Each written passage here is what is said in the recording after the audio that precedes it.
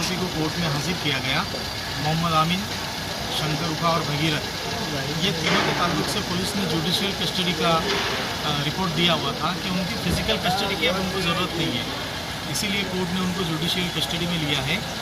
अब आगे इनकी ज़मानत के ताल्लुक से हम डिफेंस कमेटी के जो हमारे मेम्बरान हैं और जो मुख्य हैं मालेगांव के, मुस्तकीम डिप्टी भाई आसिफ शेख साहब और बाकी जितने भी हमारे एडवोकेट खान, हम लोग सब मिल के ये चीज़ पर मशवरा करेंगे कि आगे बेल के ताल्लुक से किस तरीके से अपनी को उनकी ज़मानत करा के जल्द से जल्द किस तरीके से बाहर निकाला जाए। अभी कुछ नए आरोपियों की कुछ गिरफ्तारी बताई गई? नहीं, अभी तो कुछ भी नहीं, नया आरोपी की कोई गिरफ्तारी नहीं बताई गई। आज 4 आरोपी, एक साबिर अली और आमिन और 2 अभी आरिफ शेख साहब ने बताया। अभी तक हमने जो पहले 3 लोग नासिक सेंट्रल जेल में, जिसमें 2 औरतें भी हैं, उनके घर वालों से भी बातचीत हुई है।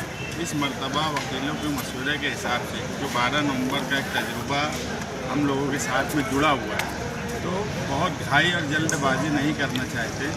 वकीला जो मशवरा देंगे कब कैसे बेल रखना है, उस हिसाब से आगे 2-4 दिन में बेल रखने का सिलसिला शुरू किया जाएगा। जुम्मा के दिन क्योंकि एक मीटिंग रखी गई है दगरू ऑयल मिल में आगरा रोड पर, उसका मकसद ही ये है कि वहाँ पर जो बच्चों के दाखिले स्कूल में होने वाले हैं, 5 साल उम्र हो गई है या 4 साल उम्र हो गई है, उनके लिए हम एक फॉर्म रखने वाले हैं कि वो फॉर्म भरें। और जिनको नोटिस दी जा रही है या जिन लोगों ने दाखिले के लिए इन 2 साल में अरीजा दिया था या नोटिस मिलने वाली है, उन तमाम ही लोगों को बुलाने की कोशिश की जा रही है। और आम शहरियान को भी मकसद ये है कि जिस तरीके से कार्रवाई हो रही है, कल एक जब नई FIR आई उसमें बूढ़ी ख़वातीन को भी आरोपी कर लिया गया और अभी भी ऐसा मालूम आता है कि कुछ लोगों को आज बुलाने वाले हैं और फ़ोन मुसलसल कर रहे हैं।